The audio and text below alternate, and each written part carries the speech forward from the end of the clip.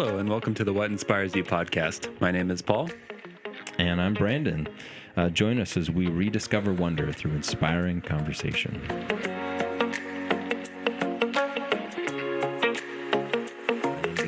Hello, Brandon. Hello, Paul. Introduce yourself to the... Welcome to our podcast. Yeah. To all of our wonderful listeners, we wish you well. Thank you for still being with us. This is going to be our last episode before Christmas, too. This might actually be Yeah. our last because next recording opportunity It's Christmas. is Christmas, which we should talk about that afterwards. Yeah. I don't think we'll be recording. Yeah, we probably won't be recording.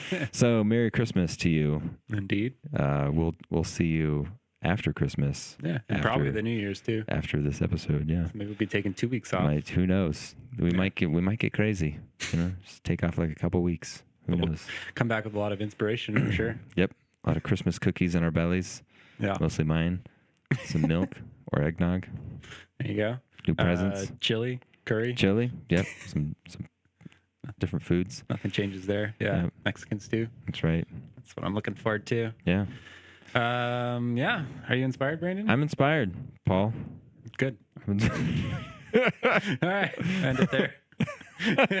We're just doing the weekly check-in. just some inspiration therapy. Yeah. For you. Yep. Yeah. Brandon's inspired. We're good. That's I'm right. inspired. That's right. I'm Perfect. inspired. I hope you're inspired. And See you all next week. Okay, that's great. Have your insurance company bill us, or we'll bill them. Yeah. We'll bill them. Yeah. Yeah. we have the credentials to bill now. Yeah, that's right. So, all right. So what inspires you, Brandon? Okay, yeah. Let's talk. Let's get into the meat and potatoes I'm gonna here. be fiddling with his mic the entire time, apparently. That's okay. I'll ignore it. Thank you. So I've got a question for you, Paul. Shoot, I don't have a question for you. If Luke Skywalker Okay. went up against Darth Vader and he didn't have the training from Obi-Wan Kenobi and Yoda, do you think he would have still succeeded? Then he would have just been Rey. He would have just been Rey. Oh, wow. That was... Tell the truth, why don't you? Yeah. Probably not. Yeah. No. Yeah, I would say not. Yeah. Well, I don't know. He might have started losing faster, so Darth Vader would have, thrown Palpatine in the pit faster. So maybe less training would have been Maybe. more You know? beneficial. It's He would also... have been more pathetic. He would have been more pathetic, I mean, I also wonder because I'm trying to think. Did Darth Vader know? Darth Vader knew that Luke Skywalker was his son. Yeah. Yeah, without that point, yeah. By episode. I guess he probably knew 5. the whole time, right? Technically. Technically, theoretically, if he knew his name, he would have known the whole time. Yeah. Which I don't think. Because they didn't battle in episode 4, so he No. wouldn't have known who Luke was in episode 4. I mean, it depends how good the Imperial Intelligence Network is. Right. Because they didn't really know about this Luke Skywalker figure, I think, until episode 5, after he destroyed the Death Star. Then I think that made him kind of a well-known name, maybe. Yeah. And then you get the Emperor being like, "We have a new threat arising, Luke Skywalker. Like, Yeah. he must be eliminated." Yeah, they weren't searching the social security numbers when Luke was born. Yeah. Maybe you don't get them on Tatooine. I don't know. You only get a tattoo on Tatooine. Their serial number. It's a little heart over his chest that said Skywalker for life. It says it in tribal around his arm. Tribal, yeah. Skywalker. It says it in Jawaese. Anyway, so yeah, I think possibly if he hadn't received training, then maybe Darth Vader would have been like, he would have still done the same thing. Because even in episode 5, he's kind of playing with them, being all like, Yeah, I mean, like, even with the training, he doesn't ever win, yeah, like he doesn't win in episode 5. Yeah. He's kind of just playing with him a little bit, just so he could sort of get to the punchline of like, "I am your father, join me." Yeah, he still has to jump down a garbage pit or whatever, or like a pit. Yeah.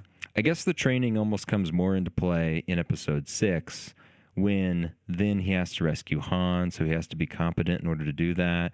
And then he's got to try to like defeat Darth Vader, which he does. So he's got to be Yeah. more competent to do It's that. almost like the training gives him a false sense of confidence to keep going forward, even when every indicator is that he should stop. Well, maybe. No, I'm just kidding. I'm just kidding. Yeah. It's like, you got your butt Yeah. kicked. You should probably give up. Yeah. Like, Yeah. But he's like, no, I'm trained. I'm good. You're like, nah. So the topic that I was thinking of was how important it is and how influential it can be when you have somebody who's guiding you. Because we were talking about that earlier. Mentorship, right? Or having a coach or a trainer or a guide or like somebody who knows what they're doing to help you That's a know what great you're topic, doing, yeah. you know? And I feel like it's kind of a classic in a lot of the hero's journey, right? Which we've talked about before. The whole like somebody doesn't, you know, they have a challenge in life. They have to overcome some obstacle. They don't know how to overcome the obstacle. So they have to learn from somebody else to become the person they need to be, defeat the challenge, and restore balance in the universe, kind of thing, you know? And then ultimately usually become a mentor for somebody else. And yep, maybe that happens, you know, to you also, you know? Not in Luke's case, but Not well. Yeah, not in because that other future episode that Disney made doesn't exist. That's not real. Yeah. That never happened. yeah, I don't know. That's deleted from the must have been canon dreaming of about something else. Star Wars. Nope, that's not a real thing. Throw my lightsaber. Nope. Yeah. Just drink some of this milk right here. That's not real. Yeah, that's anyway. Yeah. But you know, I was just thinking about like what makes a good guide. That's what I was thinking about.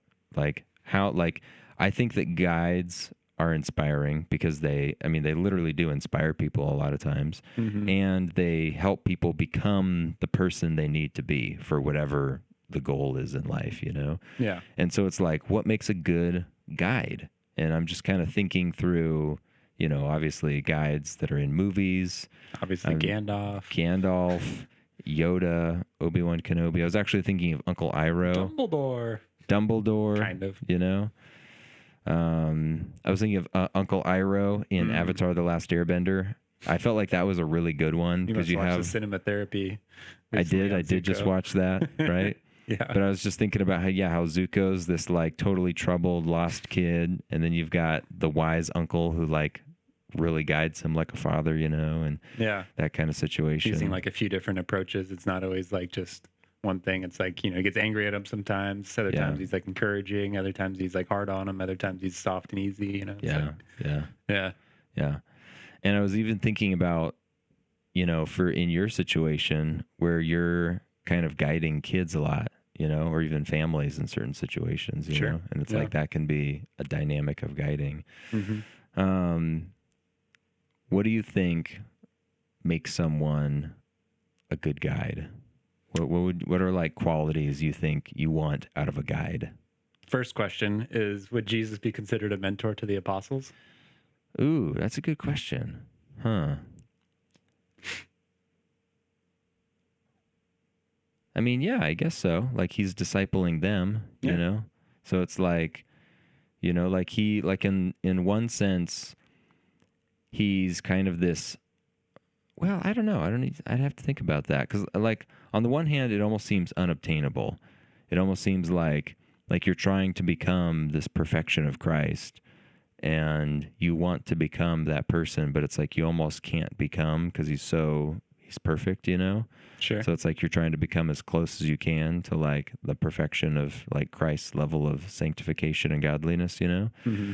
But then on the other hand, that's like one of the Christian objectives is like you're trying to like strive to be a Christ-like figure, you know? Yeah. So yeah, it's like he was the first discipling and mentoring. So yeah, it's like he's like a good guide. Okay. Yeah. I see where you're going with that. Okay. Yeah. Yeah. Just because that's what I'd pick, but Yeah. that's like a good mentor. Mm. If someone did it best, it's probably him. Yeah. So, but yeah, no, I think the interesting thing too, it's like, because if you don't have a perfect mentor, like eventually what I find is people usually outgrow their mentors.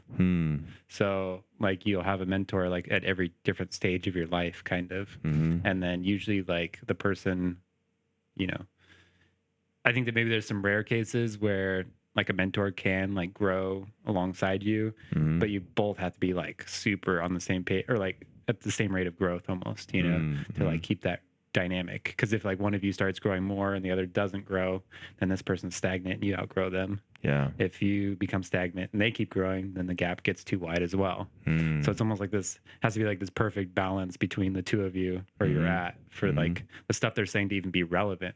Because I think a lot of times like people are also really, it's like if someone's like super mature and they come around like a super immature person, it's like, I mean, the person who's mature might be able to like reach the person where they're at. But if they just speak at their level, there's like no way that the person who's immature is going to be able to understand like any of it. Right.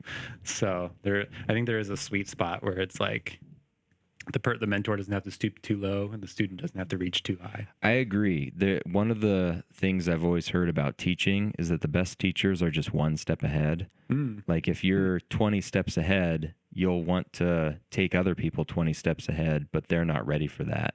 Yeah. And you'll think 20 steps ahead in your mind, and you won't be able to bring it to their level. You won't be able to relate to them. So I totally agree with you, which honestly makes the idea of the incarnation even more incredible, that God's like an infinite steps ahead of us. Yeah. And he like brought himself down to our level. It's like, whew, that's really tough. It's like, I'm going to start you on step one. Yeah. Let's go. Yeah. There's about 20 trillion more of these to go. Yeah. All right. Good luck. Yeah. Yeah. Totally. Yeah. It's super trippy. Well, and I don't know, like in some sense, when you're not threatened by where people are at, I guess, in their life, it does make coming alongside them a lot easier and a lot more like engaging, I guess. You know, so like how cool is it for like the Holy Spirit to like come alongside us at every stage, you know? Yeah. Especially if it's not like, because I think we have this idea that like God's threatened by sin or something, or it's like abhorrent to him, which I mean, in some sense it is, but like no more than if your kid, you know, does something like naughty. It's like, it doesn't really threaten the way of your being, you know, in any way. It's like, yeah, that's not the right way to do things, but there's no like malice in it towards that like child, you know? And so like, that's something I've been learning at actually at work, you know, it's like, cause I never want to like impose my will on anybody, or like, I like to just let people like figure stuff out for themselves, but I'm realizing with kids, you can't just do that. You have to like intervene, and that they don't even know what's best for themselves. So a lot of times you actually have to like step in and just redirect them or manipulate them in a good way. It's like playing an RPG. Yeah. You know, it's like, I'll out all my secrets here, but like, you know, it's like the idea of like giving a kid a choice, right? It's like, do you want to do your work you're supposed to do, or do you want to do a project? And then it's like they have this illusion of choice, and they're like, I choose project. I don't want to do work. Right. You're like, okay, here's the project, and it's like secretly their work, you know? And it's like, okay, Yeah. like, you're dumb. No, I totally remember hearing a sermon where the pastor was talking about parenting, and he was like, I don't give my kids a choice. It's time to brush your teeth. Are you going to do it or not? I tell them, you know, do you want to use the blue toothbrush or the red toothbrush? Exactly. It's like, I'm using sort of manipulative psychology for their own good. It's not manipulation. It's helping people choose the right choice, you know, and like understanding the probability factors of psychology that will lead people into healthy behavior, you know, like it's a good thing. Yeah. You know? I mean, the kid does get a choice at the end of the day. It's just, it might not be the ones they're thinking of, but you know, it's like at the same time, they're not going to think of healthy options, or they're going to refuse healthy options if you just say yes or no. Yeah. So then like, they're not any worse for it. They're not like traumatized from having to brush their teeth, you know? Yeah. Which, like, bringing that back to God, it's kind of that notion of, you know, why does God force certain, you know, create circumstances in our life? Well, because he knows, and if he gave us a choice, we probably wouldn't choose the right thing. Yeah, I'd be on my butt playing video games. Yeah, it's like if God was being, you know, if he told us that like, hey, there's a bunch of really hard stuff coming up in your future, you would just be trying to stop those things from happening. Yeah. And as opposed to like embracing it and realizing that you've got to go through the hard stuff in life, you know? Yeah. And so, yeah. That's why my new prayer all the time is like, God, throw whatever needs to happen I don't know what needs to happen, but throw it, whatever it needs to happen my way, and let me just have a modicum of grace to embrace it. Like that's my prayer. So if we're kind of rounding out the edges of what makes a good guide, okay, maybe we're using Christ as the model of it, or characters from movies or things like that. What makes a good trainee? What makes a good pupil? Well, you have to go back to the classic example of mentor mentee, which is Jackie Chan, Karate Kid. Karate Kid. Yeah. Did you ever see the first one? Yeah. Master Miyagi and yeah. And Daniel LaRusso, Yeah. where he it's funny because with the crop ministry stuff I'm doing too, this is like all mentorship, mentee stuff. Oh, yeah. So I'm like in the thick of it right now. Perfect. But yeah, I mean, he shows the clip from that movie too to like show that. I mean, at first Daniel's not a good mentee. He's like, honestly, I just feel like he's not really that good of a guy. He kind of like forces a fight with this random dude. Anyway, yeah, no, I feel like he kind of creates conflict that didn't need to be there. Anyway. Yeah. I mean, he does get bullied in the first one, but I don't know. His answer is still to like try to punch him, which is not great. But yeah, so it's like he kind of demonstrates what's maybe he's always like kind of pushing back. He's like questioning everything, which I mean, you should question stuff to some extent, but I think just drink the juice. Don't ask why. Yeah, I mean, ultimately, yeah. Like, I think if you're with somebody like that's worthy of your respect, like obeying kind of unquestioningly is kind of a worthy trait. I definitely think that if you're with somebody totally trustworthy, you should be able to just do the commands without question. But I think a lot of times in movies, it's some total stranger and this like idiot pupil guy, and the stranger is like, I will be your master, but you must follow my every order without question. And they're like, but what about? And then it's like, no buts. It's that's like the classic scene in movies, And I just feel like, I don't know, dude. Like, I feel like being a good mentor is, here's what I want you to do, and here's why you're going to do that. Yeah. And like understanding brings increased competence of doing that thing, I feel like I feel like most of the time that's being a good mentor.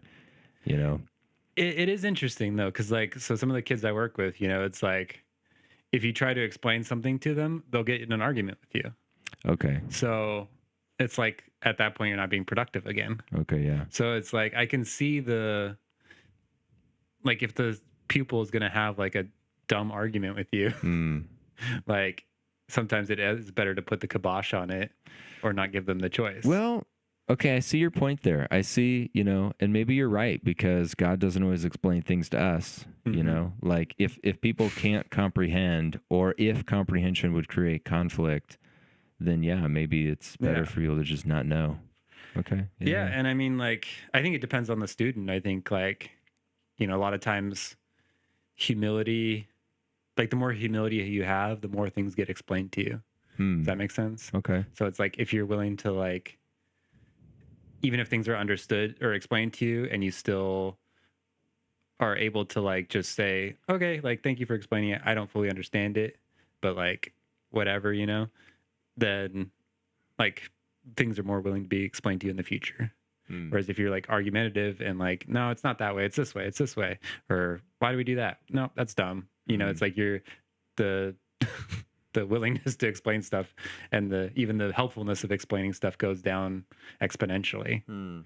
So in that sense, I think like pride limits you from a more understanding, which is probably why it says, like the fear of God is like the beginning of, under wisdom or whatever, because it's like, which is, I think fear of God is a type of humility in some sense. And so it's like, you're just going to get more understanding the more humble you are. And like, knowledge about the inner workings of things and have things explained to you and all that kind of stuff. Whereas if you're resistant and it's my way, you shut out a lot of that just naturally. So, okay. So one of the good characteristics of a good pupil is the do and don't ask as many questions. Yeah. Depending where you're at, in your humility scale. Okay. Yeah, your max humility, you could probably have a lot of things, ask a lot of questions, and it'd be totally fine. But I think in those movies where the master's always like, don't shut up, just learn. It's always like some upstart, who's like thinks they've got it all figured out. That's true. and needs to be put in their place a little bit. That's true. Yeah. It's somebody who like thinks they're better than they are. Yeah. Yeah, totally. Yeah. What about Kung Fu Panda? Like- Is that a good mentor? I was going to say like Anakin because he was the classic, like, I'm the chosen one. I'm super talented, you know, especially in episodes like 2 and 3 where he gets kind of arrogant about it, Yeah. you know, and it's like, dude, you got to learn your place, man. And he like won't have the humility, you know? Mm-hmm. Yeah. But what were you going to say, Kung Fu Panda? Doesn't that have a good mentor in it or something? Yeah, there's Master Shifu, Mm. who's like the little fox guy. Yeah, And he's- turtle? Well, there's Oh, no, there was the you're right, you're turtle. right. Actually, I don't remember what the turtle's name was. Who was like the wise mentor who then like fades away into the Yeah. flowers or whatever. Okay. And then there's the little fox dude who's Yeah. like, now I'm the mentor, but I'm reluctant. Like I don't really want to be. Mm. And then there's the panda. Yeah, who who's would the want to dragon mentor lord. Jack Black? Let's be real. Yeah, that's Asking for it. yeah. Who wants to deal with that? So yeah, it's like the most unideal pupil who's just like a goofball idiot, you know. But it's like he I guess his quality is that he like tries and doesn't give up and eventually gets there, but he's like really incompetent. You know? Yeah. Well, that's Yeah. kind of the Luke story, right? It's like, besides blowing up the Death Star, what did he really do? You know, just kind of went around places and He just had the right blood. yeah, He was the son of Anakin, yeah. So he mattered. so he mattered. Honestly, Anakin lives matter. if he wasn't a Skywalker, Obi-Wan Kenobi would be like, "Get off me, dust boy! That's Let the sand people eat you. I don't care. Give me back my droid." You know, it's like- That reminds me, I got a great clip to show you after this. oh, okay. It's from the Cat in the Hat movie. Oh, okay. All right. Cool. Anyway. All right. But yeah, okay.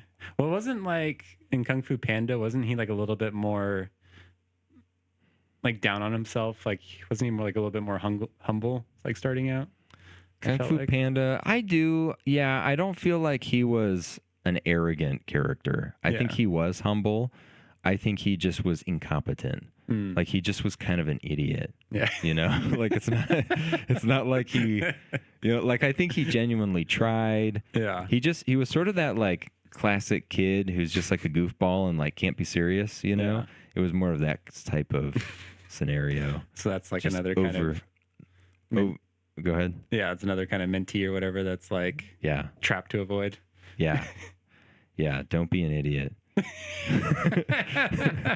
I'm just imagining some ancient master of wisdom being like, "Shut up and stop being an idiot." You know, it's like, what does that mean? Don't be an idiot. Like, no, that's in Born this way. that's in wait, what was it in in How to Train Your Dragon when the dad's like, the problem is like this, and he's like, you just pointed to all of me. It's like, what was the problem, Dad? You just like, Yep. yeah, that was the Nice way to tie it on How to Train Your Dragon, dude. yeah, that's right, yeah. Yeah. Oh, And then in the end, he redeems them by like pointing to all of them and says, you know, like that's what's good about you or something, you know? you know, How to Train Your Dragon is an interesting story because did he actually have a guide in How to Train Your Dragon? I feel like he sort of just did his own thing. Kinda, yeah. I don't know. Did he have one really? I mean, you could argue like that like weird Viking guy with the peg leg. Blacksmith guy. Yeah, was Yeah, kind maybe of like a him. mentor. Like he always had people around him supporting him, like kind of, you know, either like the Astrid girl or whatever. Like, Yeah. you know, she's like, well, do what you got to do. Like, I'll help you out. You know. Yeah, so, she was pretty supportive. Yeah, you know, to an extent. Yeah, yeah, to an extent, but I think it's because it almost feels like a story of sort of two lost people. The dragon is lost, the boy is lost, and then kind of how they find each other, and that like completes them, and they know what they want to do after that. You know. yeah, So I don't know. That is an interesting kind of story. Yeah. yeah. The story, yeah, kind of almost plays itself out, you know, because it's just like two people trying to survive to some extent Mhm. in like a web of lies in a weird world. Yeah. I mean, the second one, he has his mom, which is kind of a mentor. Right. And like, I mean, I think his dad is kind of a mentor in some regards too, once he comes around. I think the hard thing with his dad, like I do think that his dad was the mentor figure. It's just that he was the least empathetic mentor figure. He was like, I'm going to purely tell you the truth in the most like unpleasant, disappointed father kind of way. Yeah. And I think that it's like he you know, because he basically, because within that culture, he was a failure. You know, it's like within the culture, he was not a big, strong Viking who wanted to kill dragons. He was like the weird geek who wants to work at Apple, you know, which is why he relates to people in our millennialist Gen Z generation, like, you know. Finally, a hero we can get behind. It's like, yes, the heroes that we need. Like, get rid of, you know, Conan the Barbarian. We need the nerd, you know. Yeah. Anyway, we could talk about the cultural trends of, you know, protagonists later. But yeah, it's just interesting how he basically was like the failure of what a man should be in his culture. Mm-hmm. And his dad was like trying to tell him, like, you need to do better if you want to succeed in this culture. If you want to take my place as like the chief of the tribe, you need to make changes. But he wasn't trying to understand his son. And he was like, even though he cared about his son, he was trying to tell him the truth and prepare him. It's like he didn't care about him in like an empathetic way. He was just kind of like being super brutal with the hard truth and not like holding his hand to help him get to where he needed to be. So maybe that's like an important part of like the mentor relationship is making sure your goals align. Yeah. Because it's like, you know, if you get paired up with someone who wants to mentor in a certain way and your goals don't align with that, then you're kind of out of luck. You know, it's like you're both getting frustrated trying to learn stuff that you both don't want to learn. You know, like this person's teaching stuff they want to learn, you don't want to learn, or whatever. Yeah. I don't know. Do you feel like there's any mentor relationships where you feel like their goals are like super similar and like the people kind of like gel really well because of that? I feel like... I mean, I think that's the ideal, is if the mentor and the mentee have good communication, they're both on the same track, they're doing the same thing, and they're just working hard to get there. That's the ideal relationship. Did you ever see the Clone Wars show? Yeah, the TV show. Yeah, the cartoon. So I feel like that kind of relationship between like Anakin and Ahsoka, right? Like that's that's a perfect example of like they have the same goal. You know, they're like the same clone army or whatever, you know, they're like fighting the same battles. It's like they have a goal outside themselves. It's not just to learn, it's like for their, you know, way of life or whatever they're battling. So it's like because of that they have like a really strong dynamic, because they're not only like, is he teaching her, but then they're also, you know, becoming like, you know, battle buddies, I guess. Yeah that's true. Yeah, whereas like, you know, Mr. Miyagi and Daniel or whatever, it's like Mr. Miyagi's not really like doing a ton of karate anymore. So it's like he's not necessarily, you know, he's like just teaching Daniel for the sake of teaching almost. Right. You know, rather than like being in the environment. Or be like a blacksmith, you know, like having an apprentice. Yeah. It's like, you know, they're both going to be blacksmiths and they're both going to be like practicing their craft, you know? Yeah. And so it's like teaching, but also doing. So that's like, it adds like an extra almost dimension to that mentor. And I think in the parent situation with How to Train Your Dragon, you're basically having a parent whose goal is to fill the gap of, you know, their replacement. And so making somebody be exactly like them, or how they think they're, you know, filling the gaps of their own failures, or trying to like make somebody what they're not or whatever, which I think is kind of the classic parent proclivity, you know. And versus the kid who has like a completely different set of goals and thinking, but the parent like doesn't care about those. It's kind of like, you just need to be the little pupil that I want you to be, and I don't care what your goals are. Like, I'm going to make you in this way, you know? Yeah. It's a very Sith thing to do. Yes, very Sith Lord thing to do. Yes. But my lord, what if we became friends with the Jedi? No, we must kill them all. Oh, okay. I won't accept any of your toxic ideas here. We have no toxic acceptance of Jedi. We slay them. Yeah, totally. Yeah, no, it is powerful. Like, you know, because it's like this transmission of, you know, generation to generation, you know, it's like all this accumulated knowledge, but not even just accumulated knowledge, but also like curated in some sense, you know, because it's like people have gathered knowledge, but knowledge in of itself isn't useful necessarily, like just facts, right? Like you don't just spit facts at people. Like that's why all the wise masters always talk in riddles and proverbs. That's right. You know, so I should speak to my students more mysteriously. And everything with a question mark. That's right. And backwards. Say it backwards. Good day, Brandon. Brandon, good day. Yes. Oxygen attaches to the hemoglobin of your red blood cell, and the red blood cell has hemoglobin which attaches to oxygen. It would help out, yeah. Yes, carry this wisdom with you. like the blood in your veins Yes, exactly, dude. as See? the wolf drinks. You're meant for this, dude. So, yeah. So like, in that sense, people accumulate all this knowledge over, their life, and then they have processed it, done the mental chewing, and then can regurgitate it and spit it back into their young bird's mouth. Yes, that's exactly what I do to my students. You might not work there for much longer. No, probably a health violation. But yeah, so then it comes out hopefully like, in a very palatable way for all the younger generation. Right. And so, yeah, it's quite a gift. Yeah. But the gift of guidance. Yeah, don't scorn it if you're young, and that's right. Don't withhold it if you're old. Yes, actually, there it is, right there. Yeah. Quote of the topic, right there for you. Quotable. All right, people, be guided. We are your guides. Pay us $19.99. Call now. Subscribe. Yep. Yeah, that's right. Just like the video. Yeah. That's all the guidance.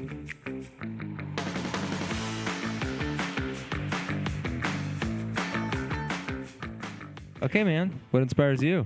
So, after our conversation a little bit earlier, I had a few topics floating around. So I wanted to pick. I can give you some more room if you need it. Yeah, you're good. Okay. I was going to choose small business. Oh, yeah. I think small business inspires me. That's cool. The backbone of America, along with families. And Walmart. And Walmart. The real backbone of America. The Walmart people. Well, yeah, I think Walmart's probably the true backbone, but whatever. Small business is the appendix. Don't let it rupture. You can live without it. Filled with toxins. Yeah. Yeah. All right, so we're talking about toxic small business. It's a multi-level. No, I'm just kidding. Oh, I know where that's going. No, I'm just kidding. Oh, man. No, I've always loved the idea. Well, I haven't always supported small business in my life, and I'm trying to do more of that. Okay. When I was younger, like my parents would always be like, "Oh, let's go to a small business," and I'm like, "But they don't have Legos at the small business, or whatever." Mm-hmm. And so, for me, it was like I always had a very specific thing of what I wanted, and it was never at the small business. It was always like, there's some cheap handmade thing there that's like, it's super lame. Mm-hmm. Now that I'm older, I'm like, ooh, they got handmade things here. Right. That's super awesome. Yeah. Wow. Like this didn't come from China. It isn't coated in like polyurethane. Sweet. Right. Yeah. Right. That's awesome.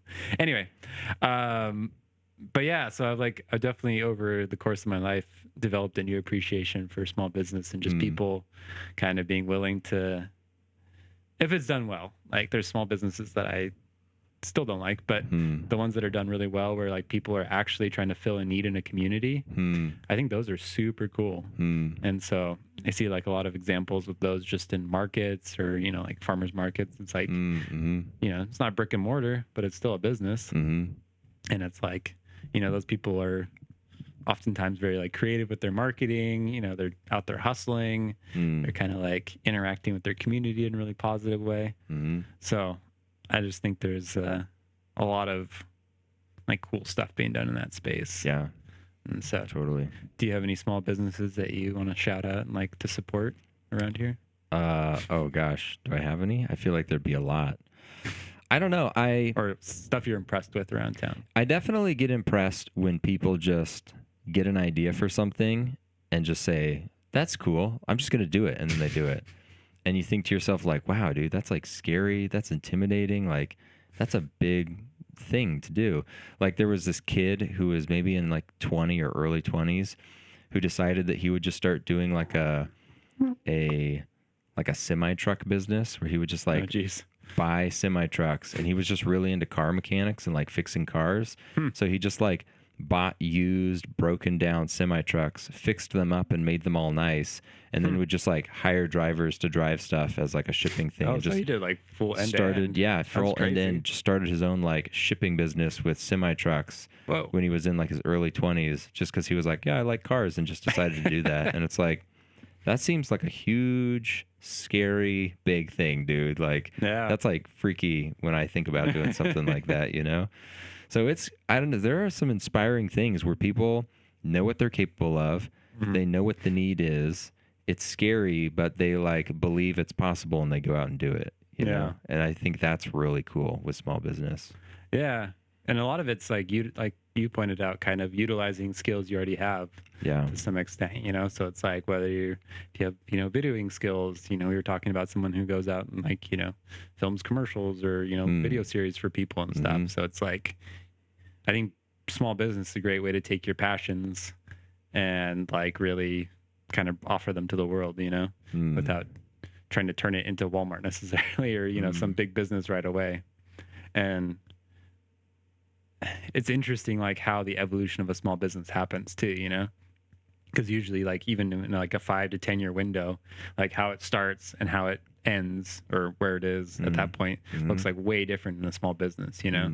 You're not receiving like, you know, millions of dollars in investment to like do everything up front. Right. You're usually like, you know, just fixing it first. And then you're, you know, then you're hiring a driver. Then you're, you know, picking up a load or whatever. Yeah. So the evolution of a small business is also kind of like pretty different. It is really interesting. Yeah. Because a lot of times with business, when you look at a business as a customer, you see the furnished, you know, final product of like, we've been in business for 40 years. Yeah, it's and a like, mom and pop shop. This is how it's all, you know, we've been here for a long time and we've made it work, you know. And you see when the system is organized, they've learned how to train their employees. They have a nice facility. You know, people are relaxed. They know what they're doing. Like the business works, you know. But it's like in the first, you know, 5 to 10 years of a business getting started, it's a lot of panic and we don't know how to make this work and we're still in debt and we're not sure if this is even we're even gonna pull this off. Just got audited. We just got audited. We don't even know what that means. You know, it's a lot of just craziness. And you know, you have to appreciate like the sweat and blood people put into it in the beginning to make it this nicer thing. In the end, you know. Totally. Yeah, and I mean, you know, and too, I think when you think of like small business, a lot of times, like I always used to think just brick and mortar, right? But, you know, it's like just retail, people just selling stuff, you know, but small business is like so encapsulating of, you know, just the larger economy, you know, whether it's whatever, like there's this person from church and, you know, they do like a lot of butchering or whatever. And they, you know, their oldest son basically wants to start a meat business. And it's like, oh, that's perfect. You know, he has the skills. They're raising the animals already. You know, he can buy a pig as an investment, butcher it up, and then sell it, you know, at a markup.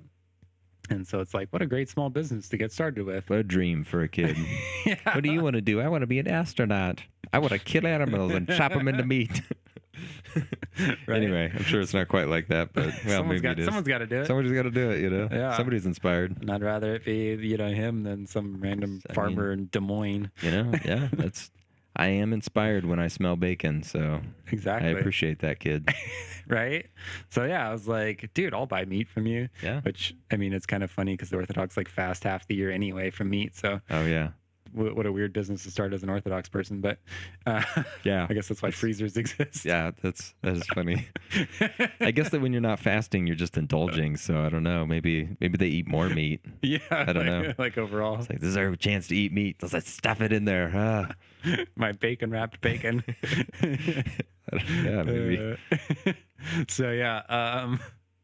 You know, so it's like super cool to watch, you know, people doing that. And back when I lived in Priest River, there was like a girl that, you know, each spring she would just make like a bunch of plant a bunch of tomato seeds and do tomato starts and sell them for like $3 a piece. Oh yeah. And it was just like, dude, she was like sold out every single year. Wow. Just like making, you know, a couple $1,000 or whatever. And yeah, it was just like she had her little system down. She had her flyers that she would hand out, all this kind of stuff. And it was like, that's great small business. Yeah, you know? That's cool. And so, I mean, these kids are like learning great skills for, you know, life and stuff. But yeah, I just, I don't know. You have a small business. Would you recommend it to people?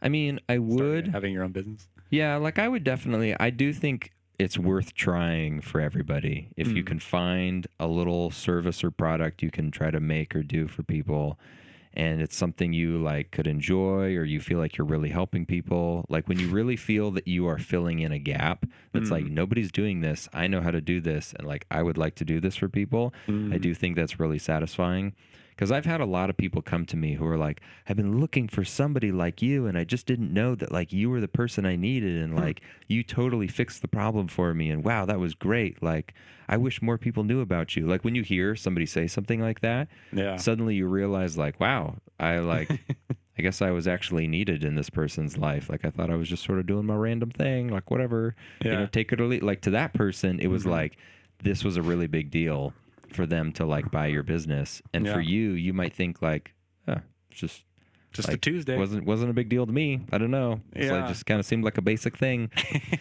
But that's It's like that's the someone's gotta whole do it. yeah. Like that's the whole point. Like the thing that seems easy to you is hard to somebody else, and they don't know how to do it, or they don't know how to fix the problem, and you're going to fix their problem for them. Yeah. And so for that person, it's like you are their perfect business for them that they need. You're the I don't want to say savior, but you're like you're the guide. I don't know. You're the person who's going to help them. Yeah. You're the And that- mentor. And I think it is nice for everyone to have an experience where they're being that helpful person for something that they really care about, or for something that's like, I created this, like this is my thing, as opposed to Yeah. like, that's just my job. It's just what the boss man pays me for. Right. You know? Yeah. You're not like invested in what you're doing. I'm glad you found just the eggnog you wanted. I put it on the shelf for you. It's like, maybe you don't care about that as much as compared to like, I made that eggnog. Like, Yeah. that's my family brew. 10 generations. We get the moonshine just right. Yeah. I was about to say, yeah. I don't know. Yeah. Do you wish there was more or less big business regulation? More or less business regulation.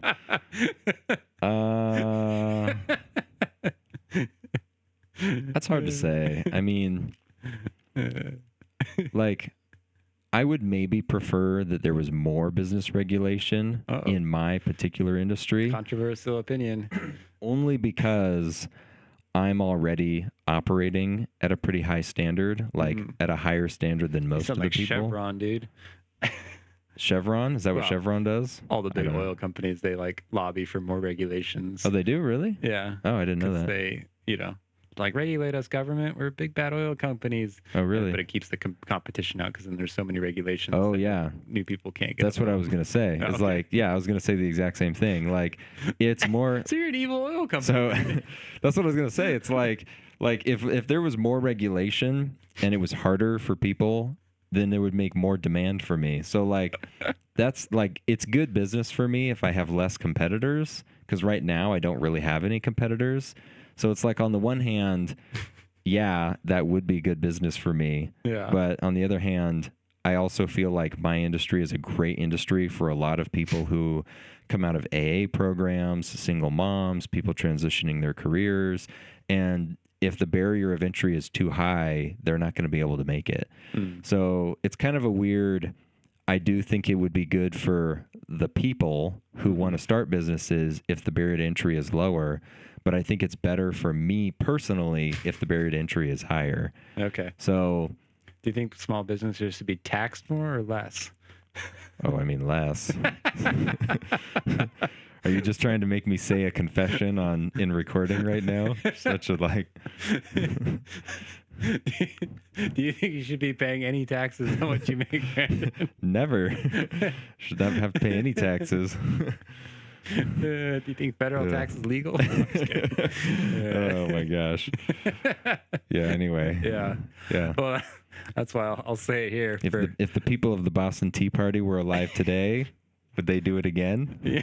Yeah, they Dude, would. I think that tax, like I looked it up one time, and I think it was like a 1% tax it or was something. tiny compared to what we're taxed today. Yeah, it was like a 2% tax on it or something. I think And that wasn't the only tax they're paying. they're but it was like- rolling over in their teabag graves. Right? Yeah, I know. That's why I've been looking at every single possible way to avoid, if I have a small business, the T word. The T word. Yeah. Yeah. And so it's like, there is like funny things you can do. I mean, you can just do like a gift economy, or you could do like a trade, barter economy and kind of get around it. So I'm always looking for ways to. Just have people Venmo you. And, Even that won't work. And if they Venmo you, just let them put in the comments and say for pizza. Then you can like Here's and you add conspiracy to your charges. here's that $2,000 pizza. Here's $2,000 for that grocery thing that you bought me. Paying you back for the movie. Paid you back for the movie tickets. Paying you back for that vacation to around the world that we never actually did. That cost $10,000. Yeah. Anyway. Nice yeah, truck. whatever. But yeah. Yeah, I mean Venmo tracks everything like over 600, I think. Yeah. So, it's like You've got to. you kind of, and if they, I'm sure they could have to turn over any records they have if they need to. Oh yeah. So yeah. They're gonna sell you out. yeah, in a heartbeat. They're not gonna harbor you. Yeah, you got to go to the Caymans for that. Yeah. But or be Yeah. Jeff Bezos. Yeah, that's right. Yeah. But yeah, so it's going to the opposite of small business, Jeff Bezos. Yeah, so I think it's I don't know. Especially in like this day and age, I think it's weird because on one hand it's like it's easier than ever to start a business just with like how easy it is to market, how easy it is to like kind of put products out there or Yeah. brand yourself in some ways. Etsy. Yeah. All the random stuff out there to make business. Yeah. But then it's also like harder than it ever has been, where it's like there's more regulation, more taxes, more competition. Yep. The market's more flooded. Yeah. So it's Yep. like a weird, like, I don't know if things have struck a balance yet necessarily, but Yeah. I kind of like envy the old days where you just like, yeah, I'm going to start a pie shop. And you just set a pie on your windowsill and Yeah. ask for $5 or whatever, well, probably 10 cents. Yeah. And, it's like that easy. There's no health person coming by. And Yeah. if your pie makes someone sick or whatever, they might stop supporting you. Yeah. But it's the risk of doing business. Yeah. So, Yeah. I know. Yeah. It is kind of that interesting system. It's hard to just have a random thing and just start selling it and then like turn that into a bigger thing. Yeah. Like I think that's the ideal, but it's hard to do that in a more, I don't even know, grassroots kind of way. It's like I feel like that's sort of rare, and when you hear that story, it's like, oh, that's cool. Like I love that story, but most people get a small business loan and they start a thing and they have to. So that's why everyone's begging for money on YouTube from Patreon. Yeah, that's right. Yeah, because we're like can't really sell anything, so yeah. it's like you can only ask. Pay me to entertain you. Yeah, Yeah, yeah. I mean, everyone kind of has what they need for the most part, And at the end of the day, it's like you can only buy so many shirts from a merch shop, right. so or novelty mugs, I guess. Yeah, I know. It's like it's weird, the weird sort of ways that you try to sell things in order to make money for your your project thing. Yeah. Yeah, but when we make t-shirts for our podcast, we won't be sellouts. They'll be genuine, and that means you should buy them. They'll be very inspiring t-shirts. Be only for the loyalists. Only fans. for the loyalists. Yeah. Yeah. That's right. Let's say you got to come up with some like weird branding name too. It's like the Inspiration Army or something. Yeah. For all of our inspiration, tribe. Yeah, there's always some weird like little branding thing to do. Yeah. The Inspire tribe. Yeah, Inspirites. The Inspirites. Yeah, I don't know. Yeah. Got to work on it, obviously. Yeah. But yeah, spitballing isn't my strong suit. Yeah. But That's okay. So I don't know. Do you have anything else? Small business, I feel like small business, one of the things I love about it is that it involves more ingenuity and creativity than I think people always give it credit for. Like you think of the word creativity or, being, inventiveness or whatever. And you think of somebody who does something in the arts or like, oh, they like invented a new technology. They created the iPhone. Like, ooh, they're so creative, Yeah. But any small business owner has to do something creative because if you're accounting, because if you're, well, those accountants work for the mafia and Jeff Bezos. Yeah, the same most thing. creative people on the planet. Yeah, but it's like you because a lot of small business owners they encounter obstacles that maybe they've never encountered before in life, especially if they're trying to create a business that's a more original business. Like, here's something that doesn't exist. Nobody else is doing this, and I'm going to try to do this to fill in the gap. Yeah, we're going to make a burger place that only has one kind of burger. Yeah, you have to invent something new. You have to create things. And whether it's creating something new for the industry or the world, nobody's seen this kind of product or service before, or if it's just something you've never done before, you've got to be creative. Yeah. It's like there's a lot of ingenuity that goes into owning a small business. And I really feel like the challenge of that kind of problem solving is stressful, but also really, really kind of cool when you actually figure it out. Once you figure out, it's really rewarding. Once you figure out your system, that's like, this is my creative thing that I've like made for people, and it starts to work. Then it's like, this is really cool. This is like it's like my world building. I made my world, and like people want to come enjoy my world, and they like it in the real world too. In the real world, it's not even something you have to write about or whatever. Yeah. Yeah. Huh. Yeah. Do you find the amount of options to be creative with overwhelming? Do you ever get like overwhelmed to be like, well, I could do this, or I could do this, or I don't know if this is the right thing, or like, or do you have a pretty clear vision for what you want to do? I don't know if I find it overwhelming. It's more like, because there's tons of things that you can do. It just kind of depends on how much money you have.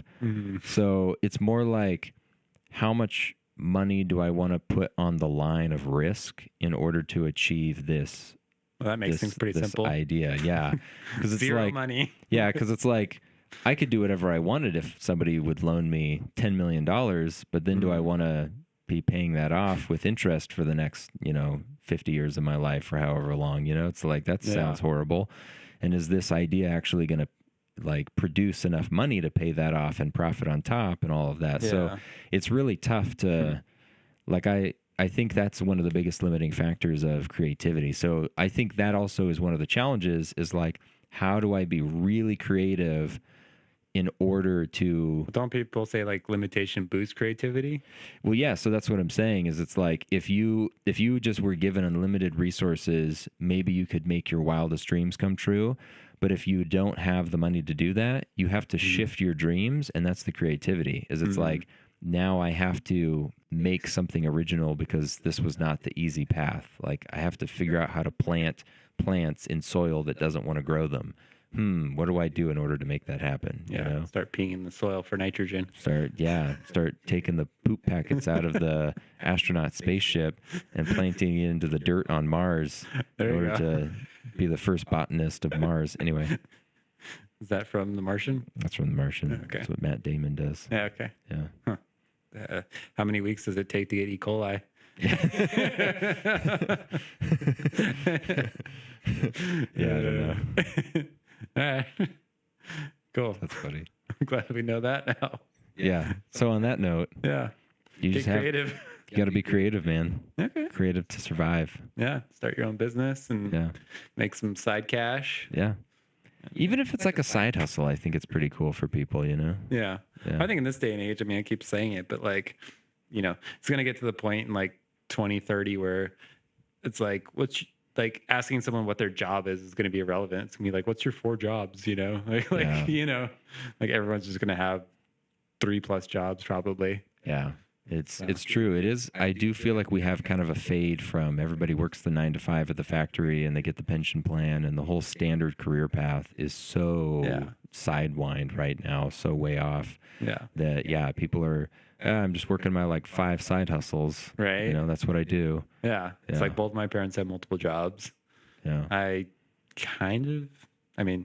do a lot of different projects. I have like one part-time job, but it's like, you have multiple jobs. I have like 2 jobs and then my own business. Yeah. And I'm starting to shift towards my own business and away from the other 2 jobs. Yeah. So it's like a lot of people have multiple things, Yeah. Yeah.